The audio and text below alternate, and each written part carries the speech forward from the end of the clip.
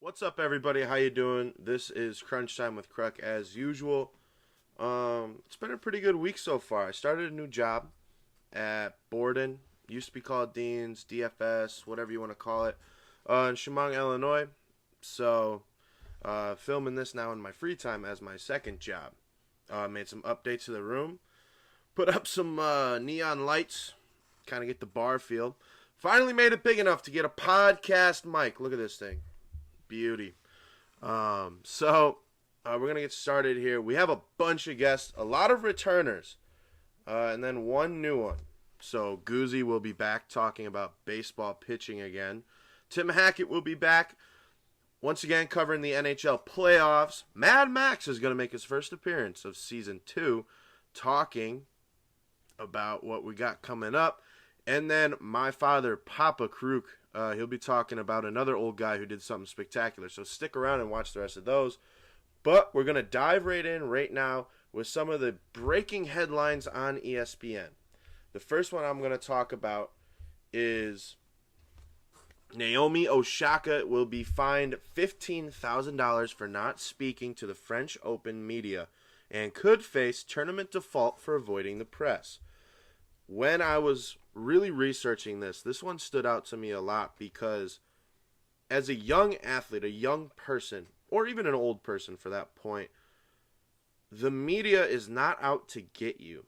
And that's something that I feel like athletes really don't understand. As a person who is a sports communication major and an athlete, I understand where the questions are coming from as well as why I have to ask the questions from both sides of the booth. But, I mean, she was saying that, she doesn't like the self-doubt that people put in her. When they ask her about other opponents and how you're preparing for them, she thinks that those opponents are better than what she originally thought they were. And that makes her very uncomfortable, very confused. And, she uses too much time on this person instead of this person. And I don't know. I think it's something you just got to get used to as a player. The media is not out to get you, but you almost have to act as if it is. So if they do come out to get you, you're ready for it. You're anticipating it. Honestly, it's completely your choice whether or not you want to talk to the media or not. I'll always talk to the media because I've come from that part of my lifetime where the media was, that's what I was doing. But if people don't want to talk to the media, that's their choice. Moving forward, the next story we got, sources say that the Seahawks and Atlanta Falcons wide receiver Julio Jones have had several discussions so far this year talking about a possible trade. Do the Seahawks need another wide receiver that is large and gets the ball a lot? No. They have DK Metcalf. They're not going to get rid of him. The Seahawks love DK Metcalf. He's basically a tight end on steroids. I mean, the guy runs down the field fast enough to be a wide receiver, but he's big enough that he could be a tight end. And then you got Julio Jones on the other side. Personally, I'd spend more time guarding Julio than DK. I'm obviously not a wide receiver build, but DK has been known to drop passes at an alarming rate for a wide receiver. I mean, Russell Wilson and Jones have been talking an awful lot, so there is stuff to look for there. But, I mean, you already got DK Metcalf, Tyler Lockett. They both had 10 touchdowns. They both had over 1,000 yards receiving last year. So, I mean, Russell Wilson is not getting any younger, so his arm is probably not going to be able to take as much stress as these previous years. But it would be nice to see that, to really put another thing in that division because, the Rams just got Matt Stafford, and they're really looking to make a huge push right now, right away. The Seahawks kind of need to get something going. The 49ers, they had their little moment of fame when they lost to the Super Bowl against the Chiefs, but things have been downhill for them since. They just got quarterback Trey Lance, so Garoppolo, probably got to find somewhere else to go. His porn star girlfriend probably won't be too happy leaving the great state of Cali, but I think the money will be okay. And just looking at it that way, personally, I'm indifferent whether or not he goes to the Seahawks. I'd like to see him leave Atlanta because I don't think Atlanta's got a future. They just drafted Kyle Pitts. They're keeping Matt Ryan for right now, and I don't think Matt Ryan's got much in the tank. He was a great quarterback. He wasn't an all-timer, but he was a great quarterback. I think his time's just up. I think it's time for him to throw in the towel. He had his shot. He just couldn't keep it. So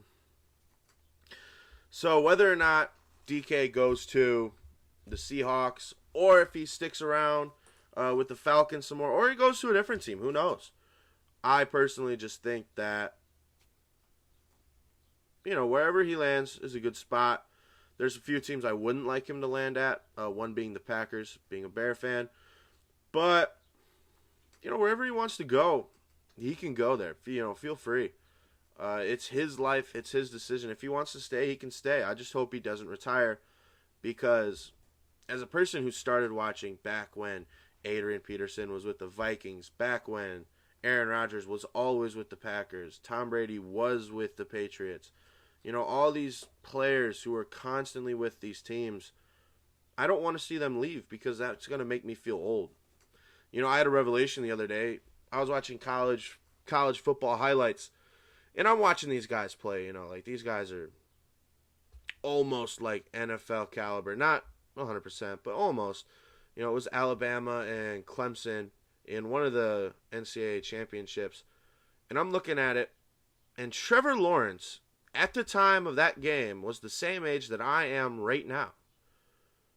And that just made me feel so old because I remember growing up watching them, and I was like, oh my goodness, I can't wait till I'm that age. I'm going to be on that stage. I'm going to do this and that. And I'm not mad I'm at Avila University because it's a great college. I'm playing football. I'm doing what I love. They got my major, but it's crazy because I am that age now. People in the NFL are sometimes my age. LaMelo Ball in the NBA is younger than me. It's insane that I've gotten so much older, and I just, I don't think I'm getting that older. I'm watching these guys play, and, I think that I'm still that young little kid who, watches every Rose Bowl because, that is awesome. The little parade, all that, Sports make me feel like a little kid at heart, and I always want to be that little kid. So, we're going to move forward. We're going to bring in our first guest of the show, Tim Hackett. Take it away. What do you got for the NHL? Hey, Kruck, it's Tim Hackett. Thanks so much for having me back. Round 1 of the 2021 Stanley Cup playoffs is nearly done, but I say nearly. It's a really weird situation that we're in this year that we still have round 1 games going on while round 2 games are going on. I mean that literally a round 2 game is being played at the same time as a first round game, but because the North Division started a few days later than everybody else due to the weird situation that we found ourselves in over the last year or so, we still have a round 1 in progress. That's Toronto against Montreal. In the NHL playoffs, it seems that there's always some series that go longer than people expect, and there are always some series that go shorter than everybody expects. So you never want to go in, you rarely want to go in at least picking into a series saying, all right, this is going to be a sweep, but always it seems there's a series that ends up going 4 games that no one expects. It's like in March Madness, that there's going to be an upset with a double-digit seed beating a single-digit seed, so you know that you're going to have to pick one somewhere, but you never know where that's going to go. And sometimes the trendy pick for those upsets doesn't end up being the one that happens. And there were 2 sweeps in the first round this year. One I was not surprised by, and one that I was surprised by. More on that in a second. And on the flip side, there were 2 Game 7s. So there's been a lot of everything in this first round of the Stanley Cup playoffs. I expected more close series, to be honest with you, but still an exciting first round that's still going on because one of the 7-game series is Toronto and Montreal. The Canadiens have won the last 2 games of the series, both in overtime. Both overtime winners scored by some of their young guns, Nick Suzuki and Jesperi Kotkaniemi. and they forced a Game 7 in Toronto on Monday night. This is not something that I think anybody expected. Toronto took a stranglehold on the series. They won Game 2 5-1, Game 4 4-0, so 2 lopsided victories to take a 3-1 series lead. But Montreal has locked it in. Their defense has been very good. Carey Price, their goaltender, has been excellent, and they've gotten those 2 overtime winners from their 2 young guns to force a Game 7. And I've been disparaging towards Montreal on this show before. I've called them not very good, and compared to Toronto, which is a very star-studded team, that was really my reason for that, explanation, that description. And Toronto has the star power that Montreal does not yet. They want to build some of these young guys that Toronto already has built, but those big guys have not stepped up so far. Mitch Marner has 0 points. Austin Matthews has 1 through 6 games. That was a goal back in Game 2. Remember, Matthews led the league in goals in the regular season with 41. So this is not a unique take. But those 2 guys especially need to step up in Game 7 for Toronto to win. I fully expect that Toronto can, and their offense is good enough, even without John Tavares, who will not be available, to win this Game 7. But Montreal, if you believe in this, has the momentum, and their defense and their goaltending is playing extremely well. This Game 7 is going to be a complete toss-up, like almost all Game 7s are. And the team they will play in the second round, the Winnipeg Jets, one of the surprises of the first round, no doubt about it. Beating Edmonton, maybe not necessarily a shock, but sweeping them, I hinted at those sweeps earlier, that is a shock. You talk about the big guns for Toronto not really showing up. The big guns for Edmonton did not. In the first 2 games, they scored 1 goal as a team over the first 2 games of the series in Edmonton, albeit in front of no fans, but only 1 goal. But then Connor McDavid and Leon Draisaitl, their 2 best players, did show up in Games 3 and 4. They played very well, but the rest of the team around them did not. Now, Winnipeg needed overtime to win the last 3 games of that series. They needed triple overtime to win Game 4. There have been 16 overtime games in the first round of these Stanley Cup playoffs. I couldn't find if that's a record or not, but I guarantee you it's up there. And including that 3 overtime game, there have been a handful of double overtime games as well. It has been crazy how close so many of these games, and by extension, so many of these series have been. And yeah, Winnipeg beat Edmonton in 4, but 3 straight overtime games really shows you that that series was a little bit closer than a 4-0 scoreline would indicate. But either way, Winnipeg gets the job done. I've talked about their team defense before. It's been excellent. Connor Hellebuck, the goaltender, was more than good enough to win them this series, and the Oiler depth was just nowhere to be found. Their top lines were okay, but their depth scoring was absent. Team defense not very good. Goaltending not very good. Winnipeg wins the series in 4. They'll play either Toronto or Montreal in the second round. Winnipeg versus Montreal would not be the series that people were expecting going in, but it is entirely possible at this point.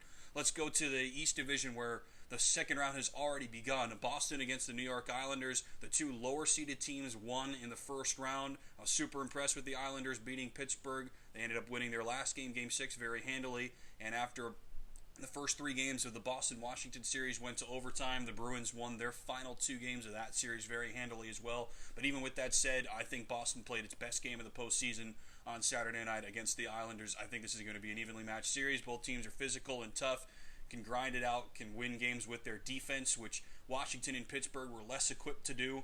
They've got better goaltending on the island and in Boston than in those other two teams from the division. There's no question about that. But I think Boston played its best period of the postseason in period 3 last night on Saturday against the Islanders. They won that game 5-2, and they're in the driver's seat in that series. I think Boston is the favorite, and they showed you why. Their top line was fantastic.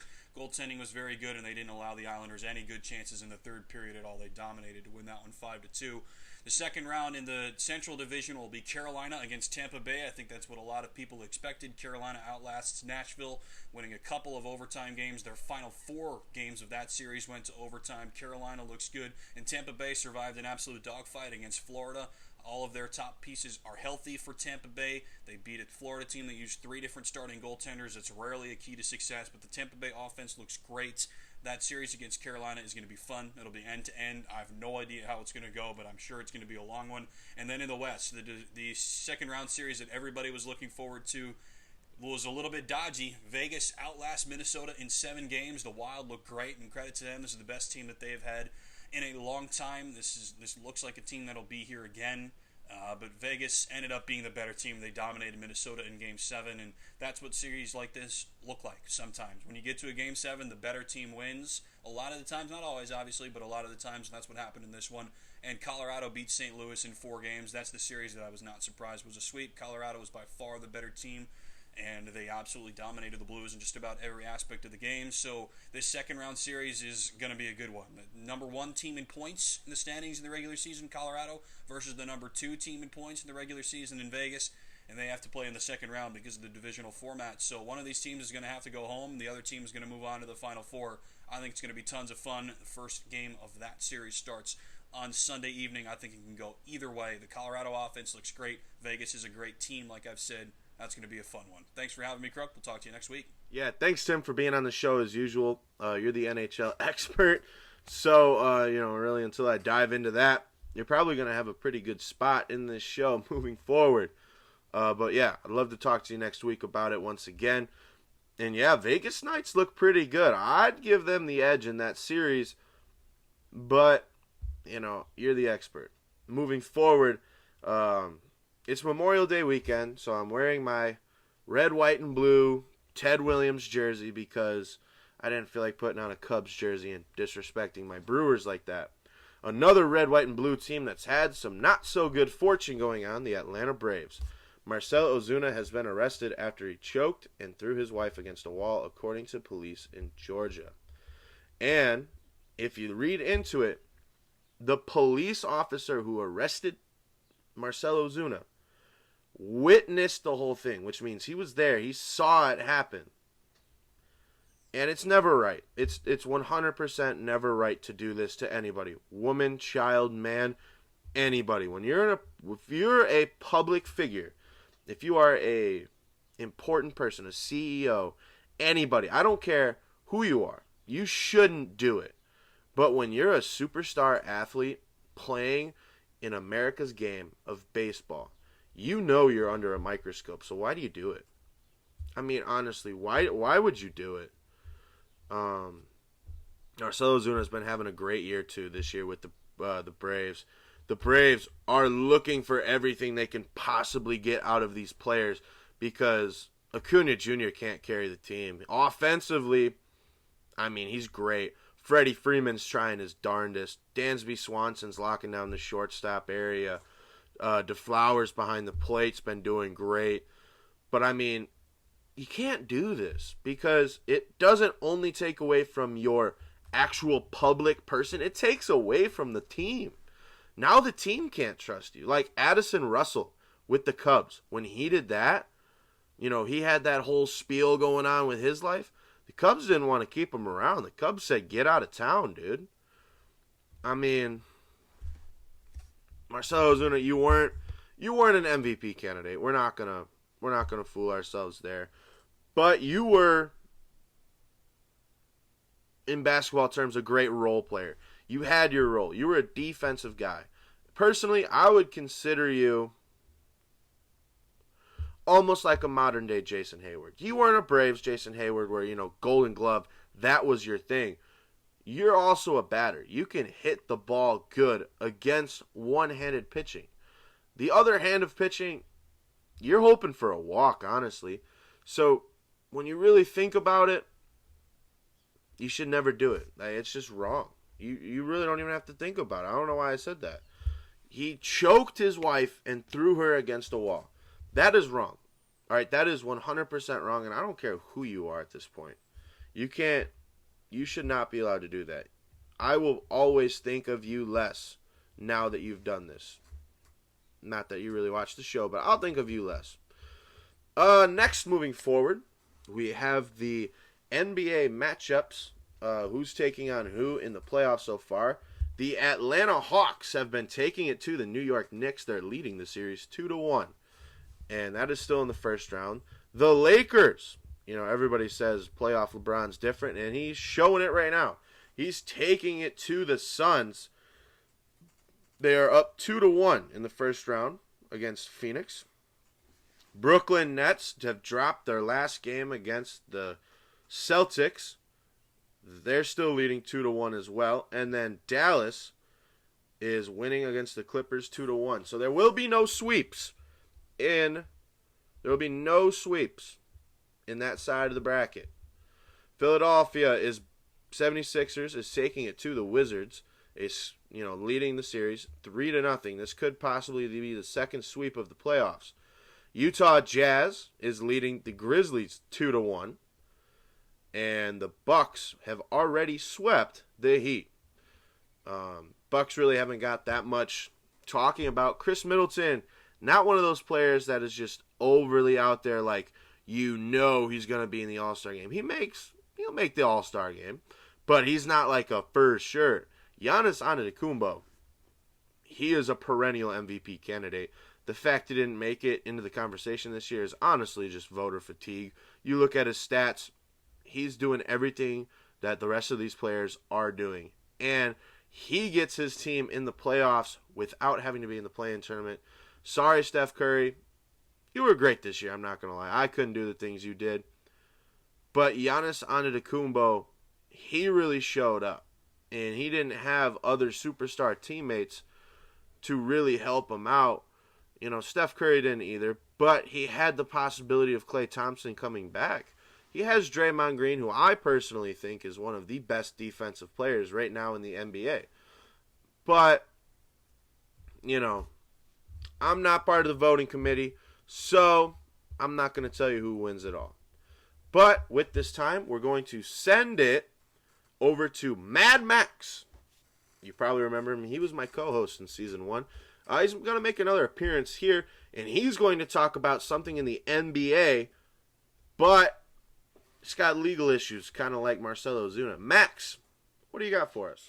Hey, what's up, Kruck? It's Max here. It's good to be back. I just wanted to say, and it's good to be back on your show. It's good to see that we're still doing the show here in the summer, and keep plugging at it. So, like I said, this whole thing has been very exciting, and I'm gonna talk about quickly is again with the incidents happening in the NBA. Kruck, what happened with the Knicks and the Philadelphia 76ers games, both happening with fans. Obviously now the NBA is allowing fans and things happening in their courts, which makes the sport obviously a lot better, and obviously trying to get back to a sense of normalcy.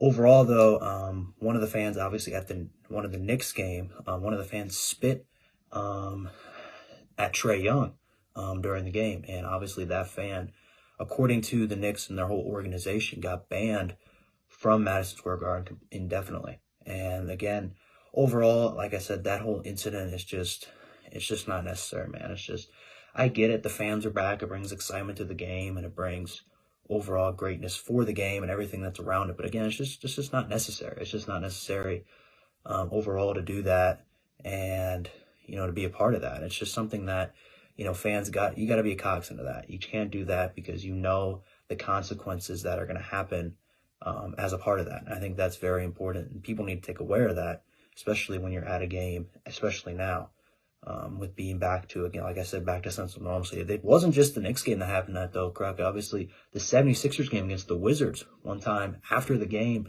Russell Westbrook was heading into the locker room. He got popcorn thrown at him from a 76ers fan at the game. And obviously, Russell Westbrook did not take that lightly. He was very pissed off by that and very just didn't like it overall.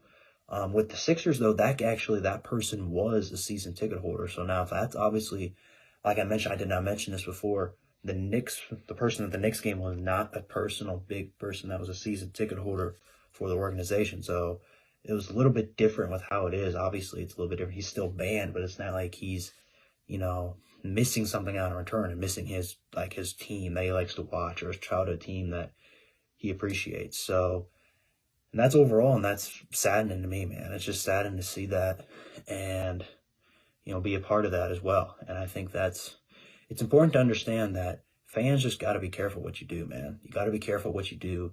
You can't do anything stupid. You can't do anything that's going to hurt you in your jeopardy because, again, all you're really there is just to watch a game and enjoy yourself and be a part of the atmosphere. I ain't just going to hurt yourself and do something bad that can harm yourself in a big negative way instead of enjoying yourself at a basketball game or what other event you're at.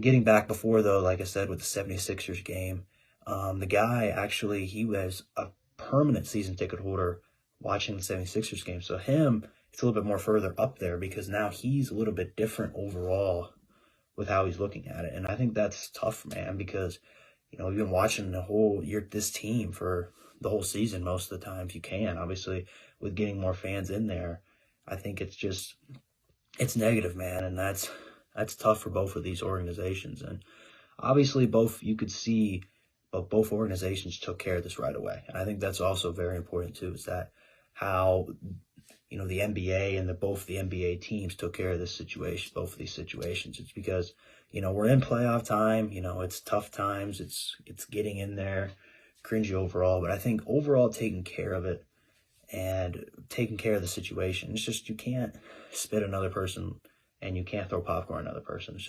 It's unnecessary for the game, especially, when things aren't going your way. And I think that's, like I said, mentioned before, it's just not necessary and overall. So overall, Kruck, again, like I said, these two incidents, you just got to be smart, man. You just got to be smart.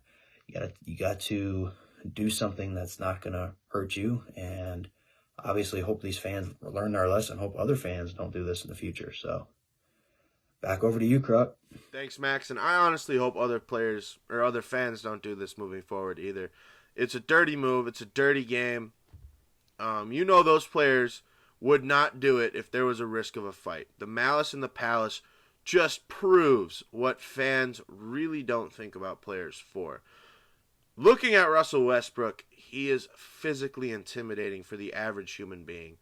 I'm quite a timid person when it comes to fighting people, and I would not fight Russell Westbrook, being the 6'3", 350-pound grown man that I am.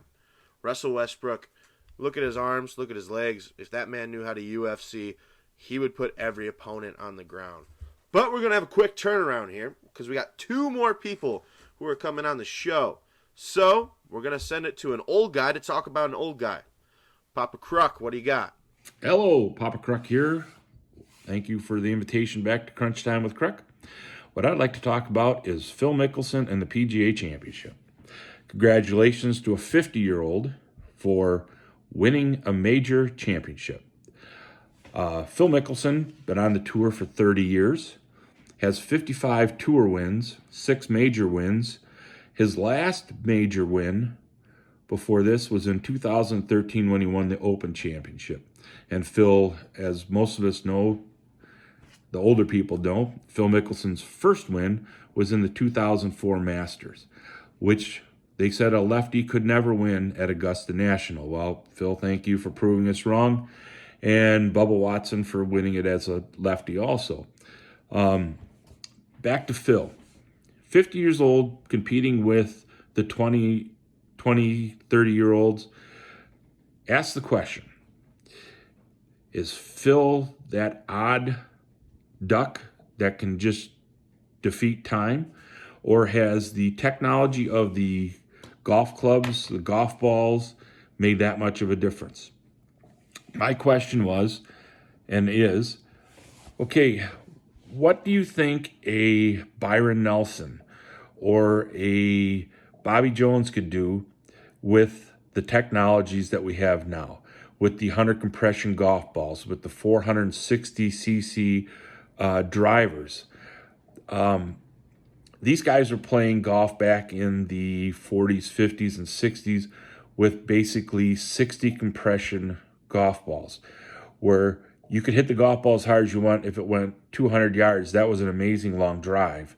Now these guys are hitting drives 330, 340. I believe there's some guy that hit a 380-yard drive last year on the tour.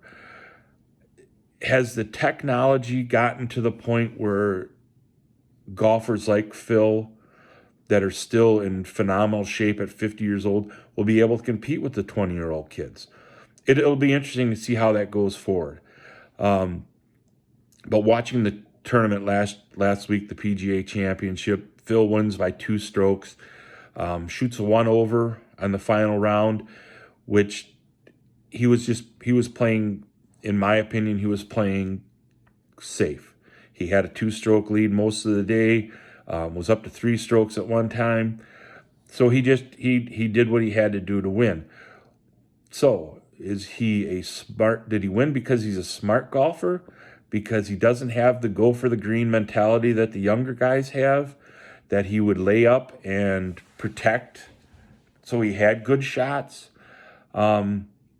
I guess we'll never know that, but maybe these younger golfers will realize that where Phil was laying up and leaving himself a nice wedge shot into the greens, where they were trying to go for it and getting themselves in trouble, maybe that'll change some of the thinking of the golf.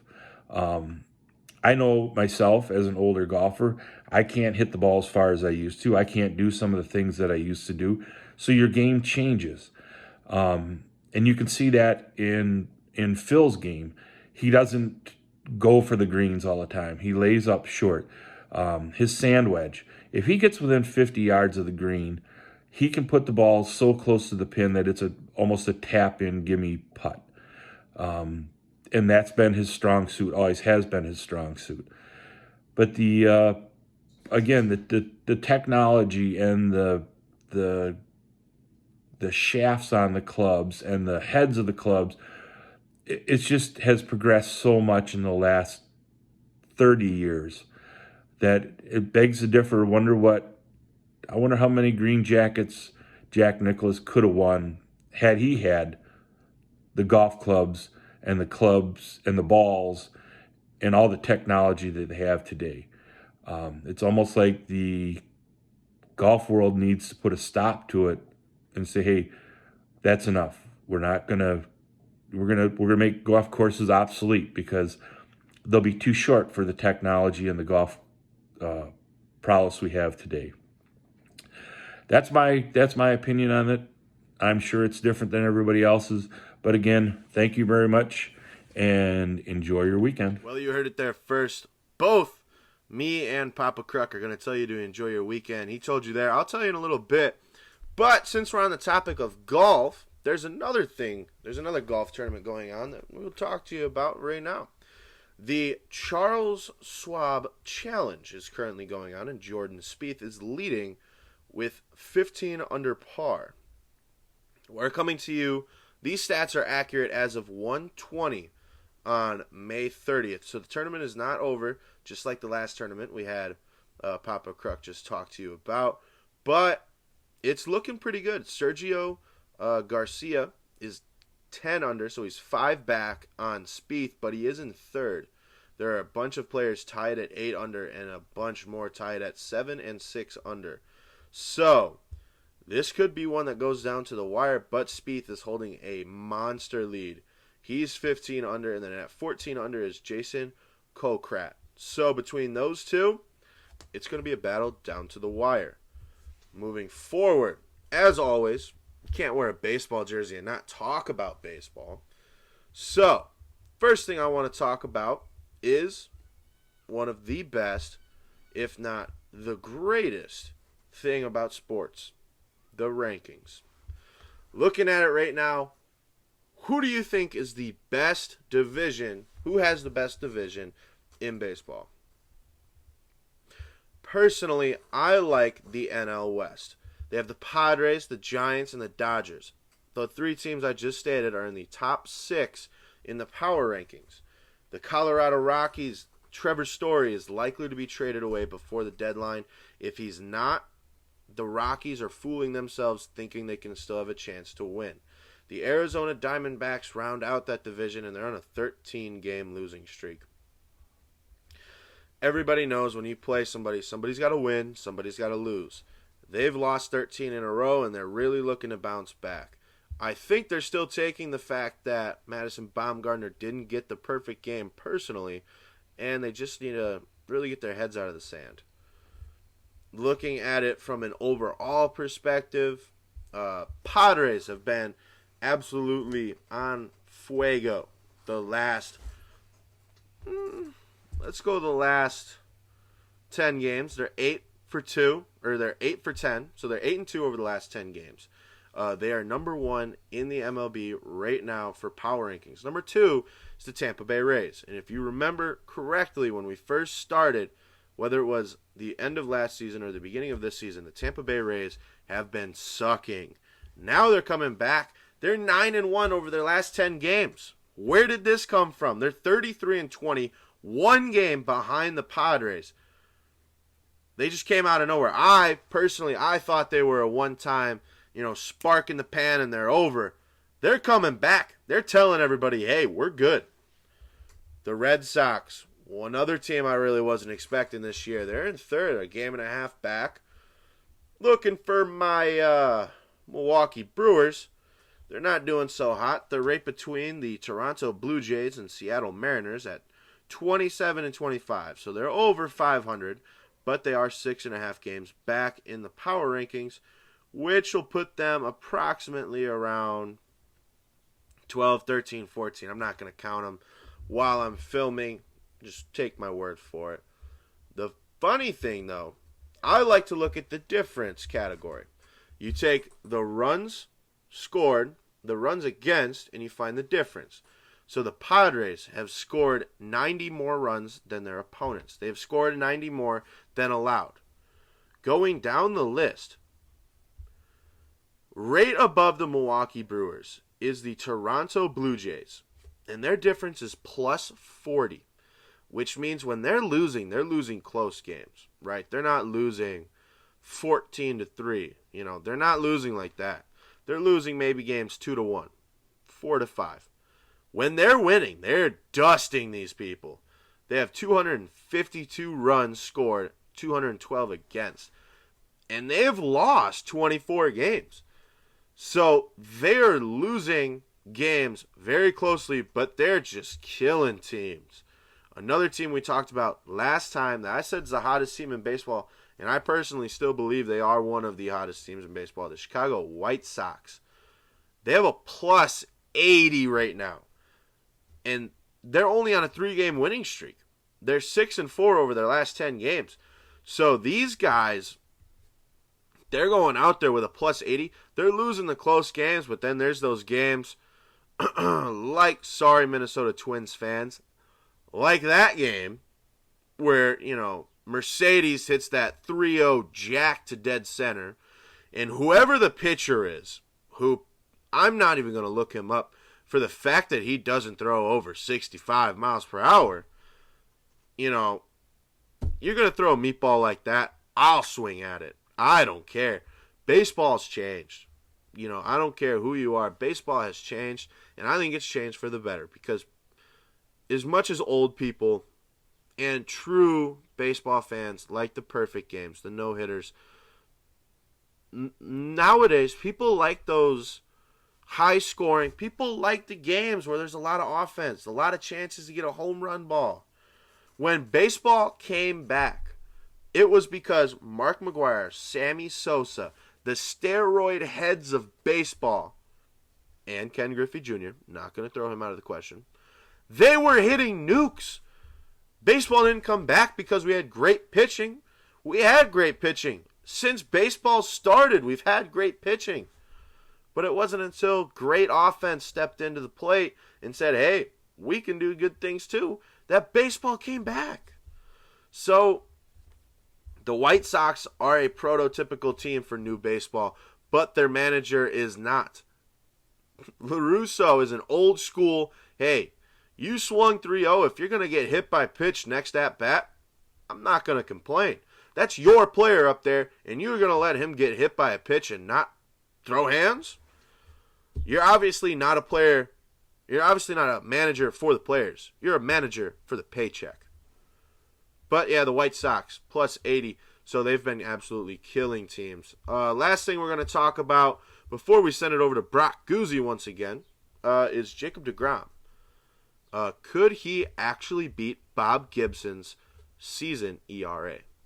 Bob Gibson, famously had that 1.12 ERA.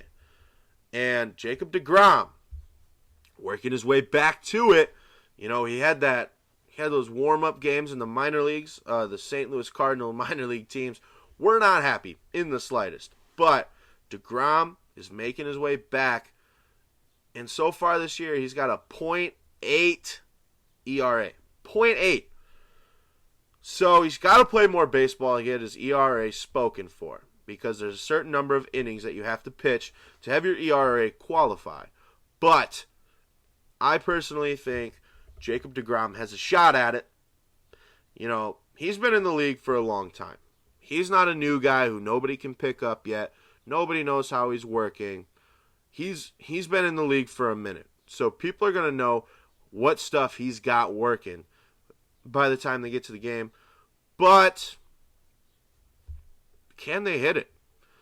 Like, if Aroldis Chapman stood on the mound and he told you, I'm throwing a fastball, and then he throws his 106 or 107 mile per hour fastball at you, you going to hit it?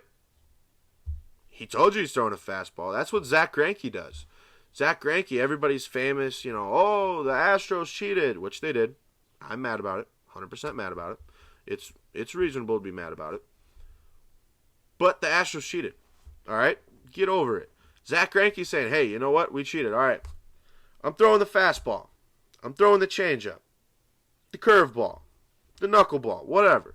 He's telling you what he's throwing. So it's up to you to hit it. And so far, he's been striking people out after telling them the pitch he's throwing. That's called skill. So we're talking about pitchers. We're going to send it over to Brock Guse. Talk about closers. Something a lot of baseball fans have been asking about. So, Brock, what do you got for us? How's it going, everybody? Brock again, hopping on a podcast with my guy Kruck. Today we're going to be talking about pitching again. Last week we talked about it, kind of the hardest pitches to hit for me as a hitter, what might be some of the hardest pitches to hit in the major leagues nowadays. Obviously, nowadays, at least like we said last week, pitching has become 100 miles an hour, combined with a nasty slider, nasty curveball, changeup. I mean, kind of what it's always been, but to a different degree now. People are throwing routinely 100 miles an hour, 30, 40 years ago, even 10 years ago, you would know a guy who would throw 100 miles an hour. You knew his name. Nowadays, we got guys getting called up, and their debut, they're coming up and throwing 100 mile an hour cutters, sinkers, all this stuff. So it's pretty bizarre where the pitching game is gone. But today we're going to be talking about closers a little bit. The position of a closer in baseball. It's been a thing forever. As long as there's been baseball, there's been a closer. If you're not sure what a closer is, a closer's job is to come in the last inning of the game. He's getting the last 3 outs for you, and that's why it's real important. I mean, World Series teams aren't going to have a bad closer. You got to have a good closer to get those last 3 outs. Even 20, 25, 30 years ago, closers would come in and come in the 7th inning and pitch the 7th, 8th, and 9th. Obviously, that's not what happens nowadays. Pitchers or closers, even any bullpen pitcher is usually going to come in and throw an inning, if that. Looking back at the closer position, a lot of times it's hard throwing, 100 miles an hour. It's your best guy. It's your filthiest guy that you got, and you either turn him into a bullpen pitcher, closer, or he's just been that his whole life. You kind of think of those the hard tossing closers that we've had in our time. You got Goose Gossage back with the Yankees, Mariano with the Yankees with that nasty cutter, Aroldis Chapman with the Yankees. He's obviously nowadays version of the hardest thing you can really get. He's got thrown 103, 104 miles an hour. And this year he's developed a changeup, so that's even more disgusting for his case. He's gotten a lot better with the changeup. Josh Hader with the Brewers, lefty who's going to be thrown from a weird arm slot, 97, 98, 99 with a nasty slider. But, I mean, that's not always the build of a closer. I mean, you think of guys like Dennis Eckersley with the A's. He's had that nasty slider, that slider stinker combo. Trevor Hoffman had his circle changeup working for however many years he pitched down in San Diego, closing as many games as he did. Thinking of guys like John Franco for the Mets, screwball, 78 miles an hour, circle change, curveball, 76 miles an hour. Eric Gagne, he could throw hard. Gagne could throw hard. He had a fastball in the mid-90s, but he also could mix in that 68 mile an hour curveball that would just leave you frozen. So obviously there is different builds for closers, but most of the time it's going to be a guy who's throwing heat. For my specific closer, if I got to pick a perfect closer, I think the first question's got to be if you want to pick a righty or a lefty. That's easy for me. I'd pick ambidextrous. If I got to pick the perfect closer, he's ambidextrous. There's only been one pitcher in the MLB who's ever done it. He was pretty bad, but it's my perfect closer. He's going to be ambidextrous. But I think that the pitch mix doesn't quite matter to me as much, but I think I would prefer to have that closer who can touch 100 miles an hour, blow it right by you, kind of catch you frozen. I kind of want that filth too, maybe break in like a 68-mile-an-hour curveball, Gazette Greinke-like, Eric Gagne-like. Have a nice little slider, maybe run a cutter, Mariano cutter. Obviously, that's a lot to ask for, but Kruk did ask me, what's my ideal closer? So this is what I'm giving him. I also think that nowadays, obviously, it doesn't happen as much, but if my closer was able to come in, the 7th, 8th, 9th inning and could pitch 3 innings, give my bullpen a whole day of rest, I mean, why not? I think that'd be perfect. I mean, there's not any closers that really do that nowadays. A few years ago, Andrew Miller was kind of like that. He could come in, throw 3 innings, and close out the ball game for the Indians. But nowadays, he doesn't quite do that as much, getting a little older in the arm, so doesn't quite have the stamina, durability. But yeah, I think having that closer who can really pitch more than 1 inning, more than even 2 innings, having a guy who can really pitch 3, maybe even 4 innings would be real nice. I think of guys like Lee Smith and Bruce Sutter kind of come to mind, that guys who could really go in there and pitch a while, even Dennis Eckersley. But I think one of the 2 most important things that I would look for in my closer, one being control, because a closer's coming in a 2-3 1-run game. He's not going to have base runners to be able to walk and kind of ease into the game with. He's going to need to come in and get outs right away. And the most important thing, I think, is to look for in a closer is someone who doesn't let the moment get too big. Obviously, that's kind of an intangible, obviously. Got to kind of feel that out. But putting guys in big spots can kind of change their mentality, change their stuff a little bit even. I mean, the guy comes in, he's not as confident. Maybe his slider's not as sharp. His fastball's not as fast. I mean, guys who can really go in the 9th inning and their stuff is their stuff. Their stuff's going to be the same in the bottom of the 9th inning or the bottom of the 2nd inning. So that's what I think I would really look for in a closer myself. Thanks, Guse. Great insight, as always. We'll probably have you on a couple more times if you're willing to do it. We love your baseball brain. But for now, that's going to be it for our show. 45 minutes is usually the cap I like to keep it around. So we're going to wrap up. As always, I'd like to, if you're watching it on YouTube, like, subscribe, comment. Comment what you'd like us to talk about moving forward. We'd love to hear your comments. We'd love to hear your insight. If you're interested in being one of the people on the show moving forward, make sure to comment, and maybe I'll reach out to you and see what's up. If you're listening to it on the podcast, thank you for tuning in. Subscribe, drop a rating, drop a couple stars, maybe 5 stars if you feel like it. But yeah, until next time, this is Jacob Krugenberg. Thank you for watching my show.